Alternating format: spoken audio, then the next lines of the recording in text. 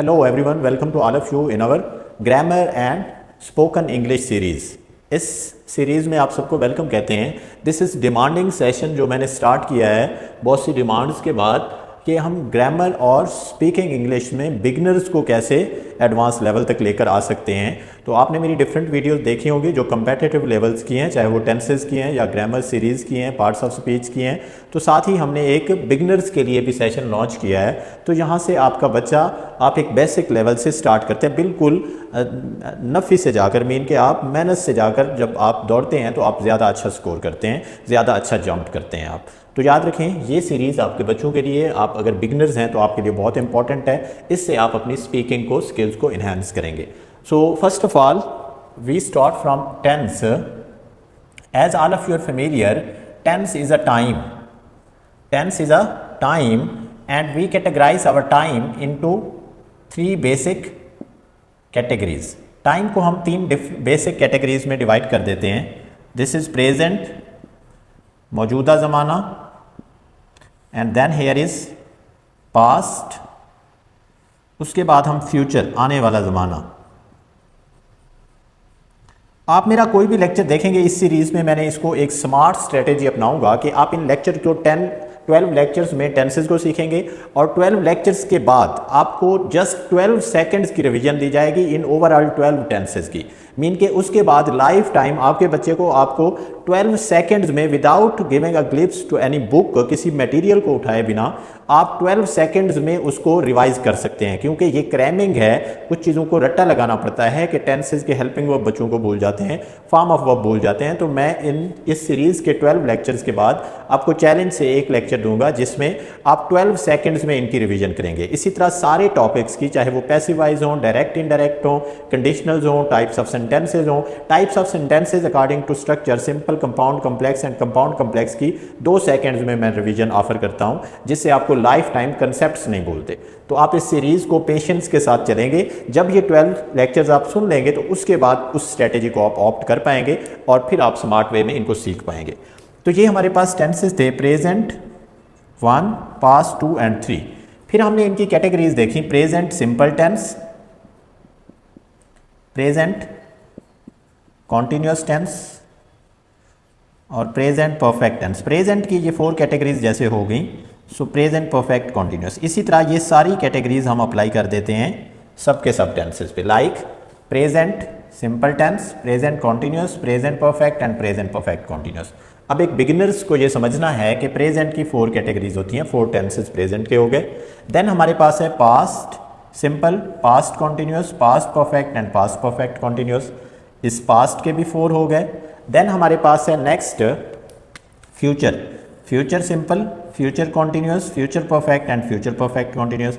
इसके भी 4. तो आप देख सकते हैं कि हमारे पास ओवरऑल 12 टेंसेज हैं जिनको हम 12 लेक्चर्स में बिगिनर्स के लिए कन्वर्ट करेंगे. अब इन टेंसेस को समझने के लिए सबसे इंपॉर्टेंट है एक बिगिनर के लिए कि उसे सब्जेक्ट वर्ब ऑब्जेक्ट की अच्छे से अंडरस्टैंडिंग होनी चाहिए. सब्जेक्ट वर्ब ऑब्जेक्ट की अंडरस्टैंडिंग और आइडेंटिफिकेशन अगर बच्चे से होती है तो फिर वो बच्चा किसी भी लेवल का है, चाहे वो 2 ईयर्स का है, 3 ईयर्स का है या बिगिनर है कोई, तो वो इसको अच्छे से अंडरस्टैंड कर सकता है. Subject verb object, because this is a basic structure of sentence, SVO. अब हम देखें तो subject, as all of your familiar, subject हमारे पास होता है डूअर ऑफ एक्शन, काम करने वाला. अब मैं इसको बिल्कुल बिगिनिंग लेवल से, बेसिक लेवल से चीज़ों को लेकर चल रहा हूँ, तो इसलिए उर्दू में साथ साथ मेंशन करता जा रहा हूँ. Subject and then verb. Verb आपका होता है एक्शन, काम, और देन हमारे पास होता है ऑब्जेक्ट. ऑब्जेक्ट होता है जिस पर काम हो, उसको आप ऑब्जेक्ट कहते हैं, जिस पर काम हो. अब एक सेंटेंस है फॉर एग्जांपल हमारे पास, वो फुटबॉल खेलता है, वो फुटबॉल खेलता है. अब यहाँ पे देखें काम कौन कर रहा है, वो. तो जो काम करने वाला होता है वो सब्जेक्ट होता है, दिस इज सब्जेक्ट. काम कौन सा हो रहा है, खेलने का हो रहा है, तो जो काम होता है वो वर्ब होता है. और जिस पर काम हो रहा है वो होता है ऑब्जेक्ट, और वो फुटबॉल पे काम हो रहा है तो ये ऑब्जेक्ट हो गया. अब हमने बेसिक लेवल पे यही अंडरस्टैंडिंग बच्चे को सिखानी है डिफरेंट सेंटेंसेस देके कि वो इनको आइडेंटिफाई कर पाए, ताकि जो स्ट्रक्चर्स हम एक दफ़ा पढ़ें उन स्ट्रक्चर्स में इनको पुट करना उसे आ जाए. आज हमारा पहला टेंस है which is present simple tense. अब याद रखें फर्स्ट डे से अगर आप बिगनर्स हैं तो आप 12 पेजेस को और वी कैन से कि 6 पेजेस को आप यूटिलाइज करेंगे। पेज की फर्स्ट हेडिंग आपकी टेंस की हेडिंग हो जानी चाहिए प्रेजेंट सिंपल टेंस और प्रेजेंट इंडेफिनिट टेंस। अब पहले पेज पे आपने लिखा प्रेजेंट सिंपल टेंस, ये हेडिंग दे दी आपने। इसके बाद उसी पेज पे आपने डिफरेंट हेडिंग्स दे देनी है। फर्स्ट ऑफ ऑल इंडिकेशन की, यानी यहाँ पे बिल्कुल बेसिक लेवल बिगिनर लेवल्स पे मुझे 1 घंटे का लेक्चर झाड़ने की ज़रूरत नहीं है। यहाँ पे मैं जस्ट ये कुछ हेडिंग्स आपको दे रहा हूँ। किसी भी टेंस को सीखने के लिए आपको सिर्फ इन चीज़ों का पता होना चाहिए और एक्स्ट्रा कोई चीज़ आपको टेंस सीखने में बेसिक बिगिनर लेवल पे नहीं चाहिए होती। तो आप 12 के 12 टेंसेस की हेडिंग्स देकर बीच में ये हेडिंग्स दे सकते हैं, फिर आगे स्पेस छोड़ते जाएं और वो आने वाले लेक्चर में हम जस्ट उनको फिल करते जाएंगे। फॉर्म ऑफ वर्ब ये हो गया, एंड देन हमारे पास होता है स्ट्रक्चर्स।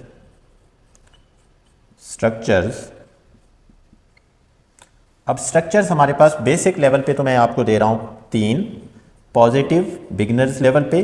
जब ये टेंसेस ख़त्म हो जाएंगे तो फिर मैं एक सेंटेंस को, अभी तो हम एक सेंटेंस को 3 कैटेगरीज में कन्वर्ट करेंगे, लेकिन जब आप स्पोकन में आगे बढ़ेंगे तो यही एक सेंटेंस मैं आपको 150 प्लस सेंटेंसेस पे आपको इसकी स्ट्रक्चर दे सकता हूँ जो आप बोलेंगे। एक ही सेंटेंस को डिफरेंट आप वे से डिस्कस करेंगे।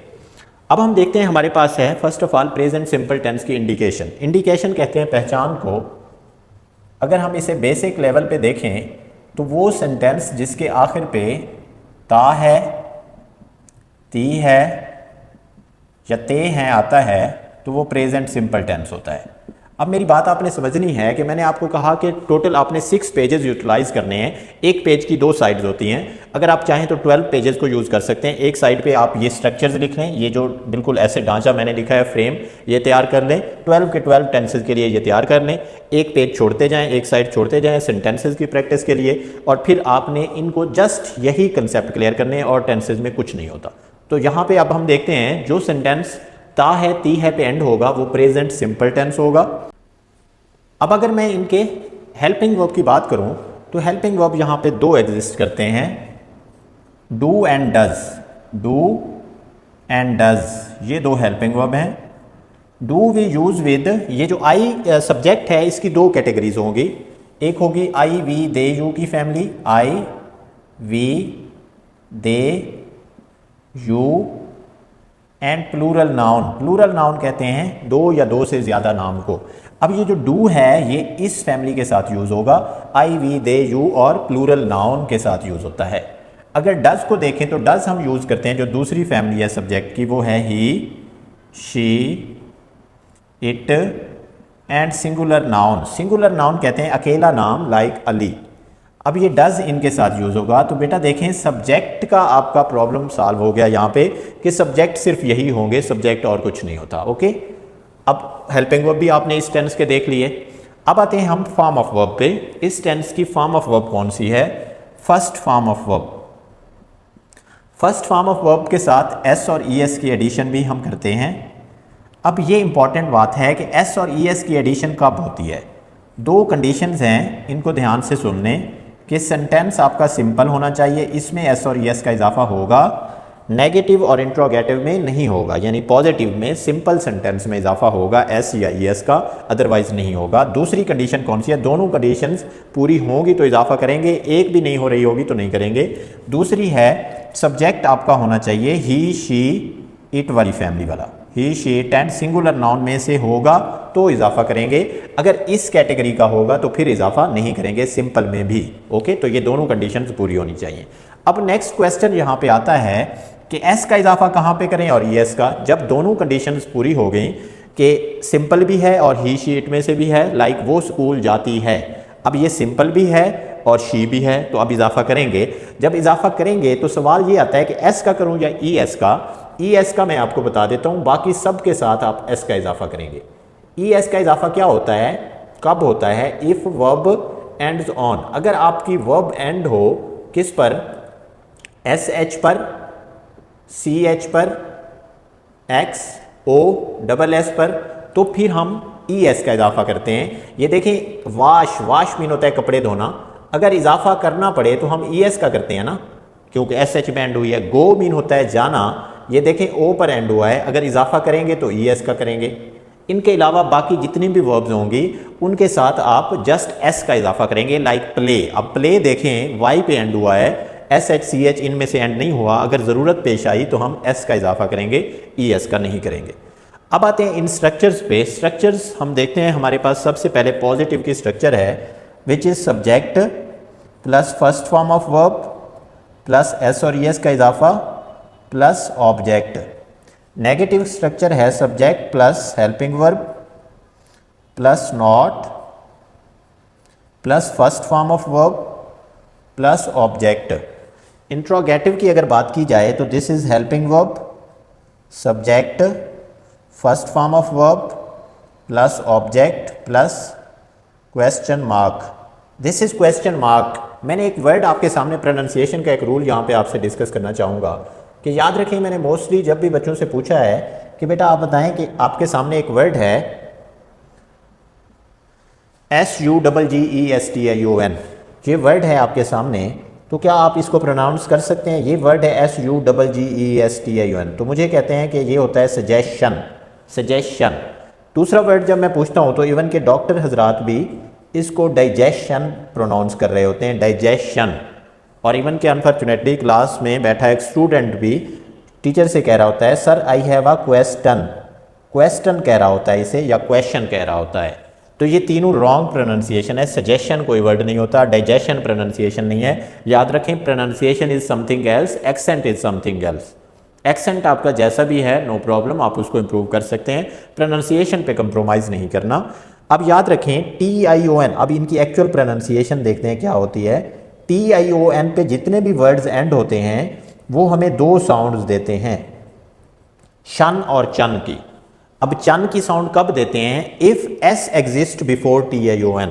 अगर किसी वर्ड में TION से पहले S आता है तो वो चन की साउंड देता है। सो यहाँ पे if S exist before TION, अगर TION से पहले S आएगा तो वो चन की साउंड देगा, अगर S नहीं आएगा तो वो शन की साउंड देगा।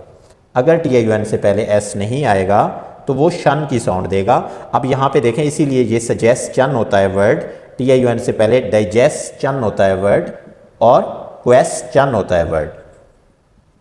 और एक और इम्पॉर्टेंट बात आपको बताऊं, हमें हमारे बच्चों को तो इवन कि ये भी नहीं पता होता, प्रेप लेवल से पढ़ते आ रहे होते हैं, वो इसी सेंटेंस को अगर यहाँ पे देखें, हम ये बोलते हैं, मैं उनके सामने ये लिखता हूँ वर्ड कि बेटा इसको प्रोनाउंस करें, तो वो इसे कहते हैं दी बुक, यानी जब उनका दिल करता है वो इसको दी प्रोनाउंस कर देते हैं, जब दिल करता है दा प्रोनाउंस कर देते हैं। अब ये दी बुक प्रोनाउंस करेंगे या दा बुक प्रोनाउंस करेंगे, तो इसके पीछे भी रीज़न है। इस डेफिनेट आर्टिकल की दो प्रोनाउंसिएशंस होती हैं, याद रखें। इसको हम दा भी प्रोनाउंस कर सकते हैं एंड दी भी प्रोनाउंस कर सकते हैं। अब दा कब प्रोनाउंस किया जाता है? If next word begins with consonants. अगर नेक्स्ट वर्ड कॉन्सोनेंट से स्टार्ट होगा तो उसको दा प्रोनाउंस करते हैं, इसीलिए ये दा बुक होता है, क्योंकि नेक्स्ट वर्ड कॉन्सोनेंट बी से स्टार्ट हुआ है, इसीलिए इसको दा बुक, दा टेबल कहेंगे चीज़ों को जो कॉन्सोनेंट से स्टार्ट होंगी। अब दी कब प्रोनाउंस होता है? If next word begins with vowel.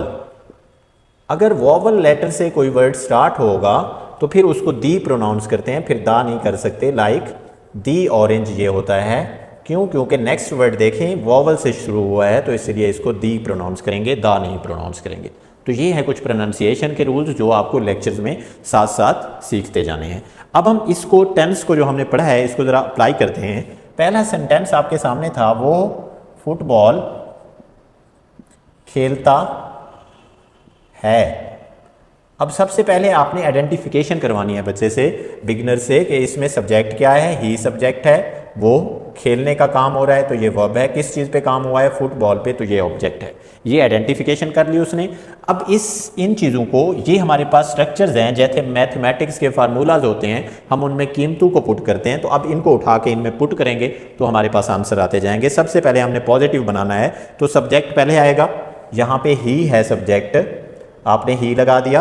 Then verb की फर्स्ट फॉर्म, वर्ब की फर्स्ट फॉर्म हमारे पास यहाँ पे खेलना वर्ब यूज़ हुई है, जिसका मीनिंग होता है, इंग्लिश होती है प्ले। अब हम देखते हैं क्या एस या ई एस का इजाफा करना है। दो कंडीशंस थी, सेंटेंस सिंपल होना चाहिए, पहली कंडीशन तो पूरी हो गई। दूसरा, ही शी इट सिंगुलर नाउन में से है, डेफिनेटली है, ही है, तो अब इजाफा करना है। अब जब इजाफा करना है, अब एस का इजाफा करें या ई एस का। ई एस का हमने कहा था कि अगर वर्ब एंड होगी S H C H X O double S पे तो ई एस का करोगे, वरना एस का करोगे। अब ये एंड हुई है वाई पे वर्ब, तो अब इजाफा होगा एस का। ही प्लेज, फिर आपने यूज करना है ऑब्जेक्ट को जो है football, he plays football. Negative sentence देखें इसका, वो फुटबॉल नहीं खेलता है। सब्जेक्ट पहले आप यूज करेंगे ही, फिर आप हेल्पिंग वर्ब यूज करेंगे। ही के साथ कौन सा हेल्पिंग वर्ब, डू यूज करते हैं, डज। ही शी इट के साथ डज यूज होता है, तो ही डज। फिर आपने नॉट यूज करना है, ही डज नॉट। फिर आपने वर्ब की फर्स्ट फॉर्म यूज करनी है, ही डज नॉट प्ले। याद रखें, यहां पे देखें हमने एस और एस का इजाफा नहीं किया क्योंकि सिर्फ सिंपल में होता है, सो यहां पे मैंने प्ले यूज करना है, ही डज नॉट प्ले। फिर आपने ऑब्जेक्ट यूज किया फुटबॉल। तीसरा सेंटेंस, जब आपने प्रैक्टिस करनी है सेंटेंसेस की, तो सिर्फ उर्दू का सेंटेंस लिखें, नीचे 3 लाइन्स स्पेस दे दें और उन 3 लाइन्स में नेगेटिव, पॉजिटिव, इंट्रोगेटिव तीनों को लिखते जाएं। अब हम इंट्रोगेटिव कर रहे हैं, हेल्पिंग वर्ब स्टार्ट में आएगा। क्या वो फुटबॉल खेलता है, तो इसका बनेगा डज। फिर आप सब्जेक्ट यूज करेंगे ही, डज ही। फिर आप वर्ब यूज करेंगे जो प्ले है, डज ही प्ले। फिर आप ऑब्जेक्ट यूज करेंगे football, does he play football. ये हमारे पास है क्वेश्चन मार्क। अब ये हमारे पास हुए बेटा ये सेंटेंसेस बिगिनर्स के लिए। ओके, अब एक एग्जांपल हमने इस फैमिली से दिया है, एक एग्जांपल यहां से ले लेते हैं। हम चाय पीते हैं, पीते हैं। अब यहां पे देखें, हम सब्जेक्ट हुआ, काम कौन सा हो रहा है, पीने का, वर्ब हुआ, किस पे काम हुआ, चाय पे, तो ये ऑब्जेक्ट हुआ। अब इसको देखें, सबसे पहले सब्जेक्ट, हम की इंग्लिश आपके सामने वी है। फिर वर्ब यूज करना है, पीना की इंग्लिश ड्रिंक, और चाय के लिए टेक होता है, क्योंकि चाय गर्म है तो इसके लिए आप टेक यूज करेंगे वर्ड, वी टेक। फिर ऑब्जेक्ट यूज करना है। अच्छा, टेक फर्स्ट फॉर्म लगा दी, क्या एस और एस का इजाफा होगा? हमने कहा था अगर सिंपल होगा या ही शीट की फैमिली में से होगा, इनके साथ नहीं होता इजाफा। ये तो अब वी आ गया तो अब इजाफा नहीं होगा। वी टेक, फिर ऑब्जेक्ट आपने यूज किया tea, we take tea. Negative करें, हम चाय नहीं पीते हैं, वी डू। फिर आपने हेल्पिंग वर्ब के बाद नॉट यूज किया, वी डू नॉट। फिर आपने वर्ब यूज की टेक टी। क्या हम चाय पीते हैं? अब हेल्पिंग वर्ब पहले आप यूज करेंगे डू, फिर आप सब्जेक्ट यूज करेंगे वी, फिर वर्ब यूज करोगे टेक, फिर आपके सामने ऑब्जेक्ट है टी, तो ये बन गया do we take T.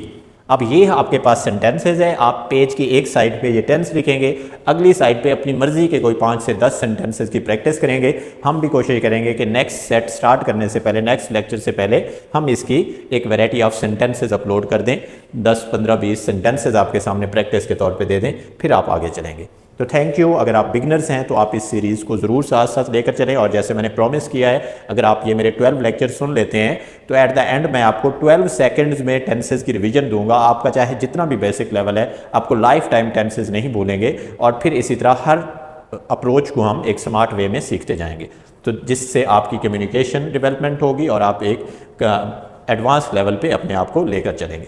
Thank you, stay blessed. अगर वीडियो अच्छी लगी हो तो इसको लाइक, शेयर एंड कमेंट ज़रूर करें ताकि आने वाली वीडियोज़ आप तक पहुंचती रहें। Thank you, stay blessed.